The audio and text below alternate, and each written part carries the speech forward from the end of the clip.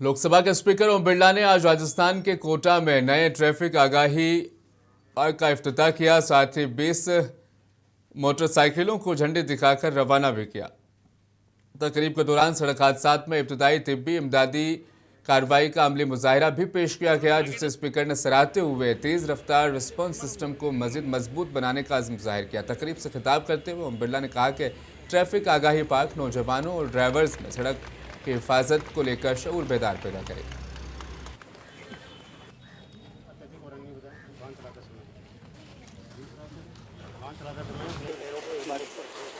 होती है उतने ही शासन और प्रशासन में श्रेष्ठ परिणाम आते हैं। कोटा रेंज पुलिस ने भी जनता से संवाद, चर्चा और उसके साथ किस तरीके से संवाद चर्चा के साथ सुरक्षा भी और दुर्घटना मुक्त बनाने का योजना भी। जितना पुलिस प्रशासन से जनता का संवाद रहेगा, सक्रिय भागीदारी रहेगी, उतने ही हम अपराध को भी कम कर पाएंगे और हमारी ज़्यादा भागीदारी होगी तो दुर्घटनाओं को भी कम कर पाएंगे, क्योंकि समय समय पर समाज को जागरूक करेंगे। मुझे आशा है कोटा पुलिस का ये संकल्प है, हम सब उनके साथ खड़े हैं, कोटा को नशा मुक्त भी करेंगे। बीजेपी के कौमी सदर नितिन नबीन ने आज असम का दौरा किया। गुवाहाटी में बीजेपी की जानिब से मुनक्किदा सम्मेलन में शिरकत की। अपने खिताब के दौरान उन्होंने पार्टी कारकुनान को हदफ दिया कि आइंदा असेंबली इंतखाबात में हर बूथ पर कम से कम 50% वोट हासिल किए जाए। राज्य में विकास के लिए नीति बननी चाहिए थी, एक सक्षम नेतृत्व दिखना चाहिए था, जनता के प्रति काम करने की नीयत दिखनी चाहिए थी।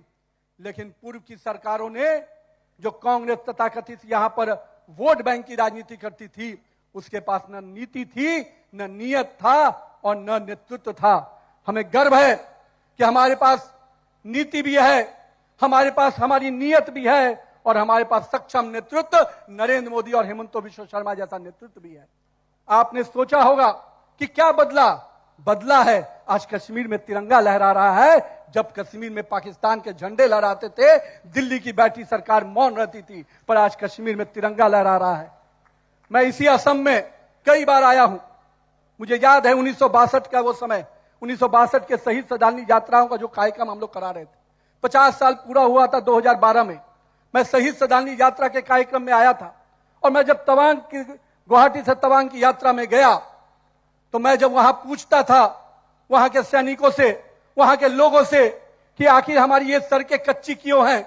हम चाइना की सीमा पर जाकर देखते थे तो पक्की सड़कें नजर आती थी और हमारी सीमाओं तक कच्ची सड़कें नजर आती थी। तमिलनाडु के सीएम एम के स्टालिन ने आज रियासती असेंबली में मरकजी हुकूमत और रियासत के ताल्लुकात से मुतल्लिक एक अहम रिपोर्ट पेश की, जिसमें रियासतों को ज्यादा खुद मुख्तारी देने और आइन में तरमीम की सिफारिश की गई। ये रिपोर्ट सुप्रीम कोर्ट के साबिक जज कुरियान जोसेफ की सरबराही में कायम कमेटी ने तैयार की और 16 फरवरी को वज़ीर आला के सामने पेश की गई थी। स्टालिन ने इस कदम को तारीखी कदम करार देते हुए कहा कि इसका मकसद वफाकी ढांचे को मजबूत बनाना और रियासतों को दरपेश माली इंतजामी मुश्किलात का हल तलाश करना। மாநில உரிமைகள் வழங்கும் ஒரு ஒன்றிய அரசு அமையவில்லை. இருக்கின்ற அதிகாரத்தை வைத்து பேரறிஞர் அண்ணாவின் தம்பியாக தலைவர் கலைஞரின் உடன்பிறப்பாக ஒன்றிய மாநில உறவுகள் குறித்த உயர்நிலைக் குழுவின் அறிக்கையின் முதல் பகுதியை இம்மாமன்றத்தில் வைக்க இருக்கிறோம். ஒரு மாநிலமாக நம் மக்கள் காணும் கனவுகளை முழுமையாக நிறைவேற்றும் அளவிற்கு நம்மிடம் அதிகாரங்கள் இல்லை. ஏனென்றால் மாநில உரிமைகள் வழங்கும் जम्मू कश्मीर ने अपनी 67 साल तारीख में पहली मरतबा जम्मू कश्मीर की क्रिकेट टीम ने रणजी ट्रॉफी के फाइनल में पहुंचकर तारीख रकम कर दी। उसने आज खेले गए सेमीफाइनल के चौथे दिन 2 बार के साबिक चैंपियन बंगाल को 6 विकेटों से शिकस्त दी।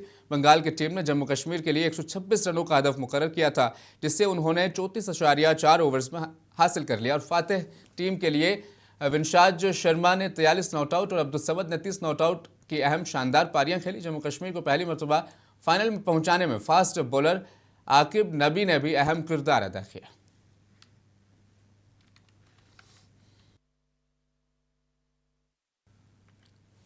इस दौरान जम्मू कश्मीर के वज़ीर आला उमर अब्दुल्ला ने जम्मू कश्मीर की टीम को पहली बार रणजी ट्रॉफी के फाइनल में पहुंचने पर मुबारकबाद दी। उमर अब्दुल्ला ने कहा कि ये पूरी टीम और सपोर्ट स्टाफ की मेहनत और कोशिशों का नतीजा है।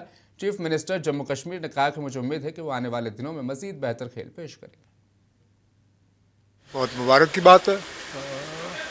पिछले कई सालों से हमारी टीम ने काफ़ी प्रोग्रेस किया है और ये उनकी मेहनत का नतीजा है। खिलाड़ियों ने मेहनत की, उनके कोचेज़ ने और बाकी जो सपोर्ट स्टाफ है।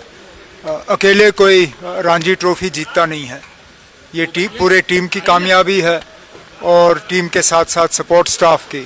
तो मैं उन सबको अपने तरफ से और जम्मू कश्मीर के पूरे आवाम के तरफ से मुबारकबाद पेश करता हूँ और उम्मीद करता हूँ कि वो दिन दूर नहीं है जब हम मुल्क की टीम में जम्मू कश्मीर के खिलाड़ियों को जो है एक बहुत अहम रोल अदा करते हुए। हुकूमत तेलंगाना ने तेलंगाना माइनॉरिटी फाइनेंस कॉरपोरेशन के जरिए अहम स्कीमात शुरू कर दी हैं और अक़लियती बिरादरियों को समाजी व माशी बेहतरी के मकसद से इस स्कीम का आगाज़ हुआ है। माली इमदाद, ताउन और स्किल डेवलपमेंट से मुतालिक स्कीमात का आगाज़ कर दिया गया। ये प्रोग्राम हैदराबाद के नामपल्ली में वाक़ रेड रोज़ पैलेस में मुनक़िद हुआ। तकरीब में वज़ीर अक़लियती फ़लाह मोहम्मद अजहरुद्दीन मेहमान खुसूसी के तौर पर शरीक हुए और स्कीमात का बाज़ाब्ता तौर पर उन्होंने इफ्तिताह किया। अपने खिताब में उन्होंने कहा कि हुकूमत जाम तरक्की के लिए पुरज़्म है। माली मदद, स्किल डेवलपमेंट, ट्रेनिंग और रोज़गार के मौक़े अक़लियती तबक़ात के ख़ानदानों की ज़िंदगी में उसमें तब्दीली लाएंगे।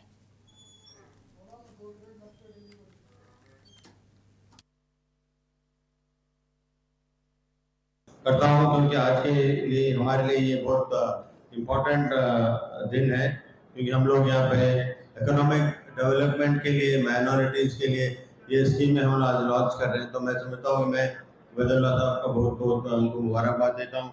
आपने बहुत अच्छा इनिशिएटिव लिया और हमारी तरफ से जो सीएम रेवंत रेड्डी साहब ने हर बार माइनॉरिटीज़ के लिए इतना काम कर रहे हैं, क्योंकि शायद मेरे ख्याल में कोई सीएम इतना माइनॉरिटीज़ के लिए काम नहीं किया है। वो माइनॉरिटीज़ के बारे में फिक्रमंद है। वो हर बार मैं जब भी मिलता हूँ तो माइनॉरिटीज़ के बारे में पूछते हैं, क्योंकि ये मिनिस्ट्री उनके पास थी। उसके बाद में जब मेरे पास।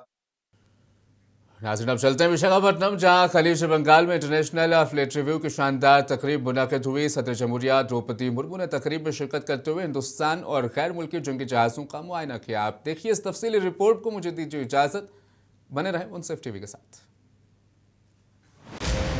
सदर जमहूरिया हिंद द्रौपदी मुर्मू ने चारशंबे के रोज़ खलीज बंगाल में मुनक़िदा इंटरनेशनल फ्लीट रिव्यू में शिरकत की और बहरी क़ुव्वत का मुआयना किया। सदर जमहूरिया को तकरीब के दौरान रस्मी 21 तोपों की सलामी पेश की गई। सदर मुर्मू ने सदारती कश्ती INS सुमेधा से 71 हिंदुस्तानी और गैर मुल्की जहाज़ों की शानदार परेड देखी। फ्लीट रिव्यू में इंडियन नेवी के 45 के जंगी जहाज़, 19 गैर मुल्की वॉरशिप्स, कोस्ट गार्ड के जहाज़ और तहकीकाती इदारों के जहाज़ शामिल थे। तकरीब में जंगी जहाज़ों और आबदूज़ों का स्टीम पास्ट, बहरी तैयारों का फ्लाई पास्ट और सेलिंग वेसल्स की परेड भी पेश की गई। मरीन कमांडोज मार्कोज ने सर्च एंड रेस्क्यू और जंगी मशकों का मुजाहरा किया। इस मौके पर सदर जमहूरिया ने कहा कि हिंदुस्तानी बहरिया मुल्क के समंदरी मफादात के तहफ़्फ़ुज़ में मुस्तैद है और आलमी बहरी बिरादरी के साथ खैर सगाली और दोस्ती को फ़रोग़ देने में अहम किरदार अदा कर रही है। I feel very happy after witnessing the impressive fleet of warships and the display by naval personnel from India and friendly navies. I express my compliments to each one of you for the professionalism demonstrated by you at this international fleet review. International fleet review reflects unity, trust and respect among nations for maritime traditions. Ships with different flags and sailors from different countries exhibit the spirit of togetherness. The spirit of togetherness is well captured in the theme of this review, United Through Oceans. It is a positive message to the global community that the commitment and result of this collective naval strength can overcome all challenges. उन्होंने मजीद कहा कि बहरिया खित्ते में इस्तेहकाम और समंदरी तिजारत के तहफ़्फ़ुज़ में नुमाया खिदमात अंजाम दे रही है। आपको बता दें कि इंटरनेशनल फ्लीट रिव्यू एक अहम बहरी तकरीब है जिसमें सदर जमहूरिया हिंद हिंदुस्तानी बहरिया की सलाहियतों का जायजा लेने के साथ दोस्त ममालिक के जहाज़ों की शिरकत का भी मुआयना करते हैं। ब्यूरो रिपोर्ट, मुंसिफ टीवी न्यूज़, विशाखापट्टनम।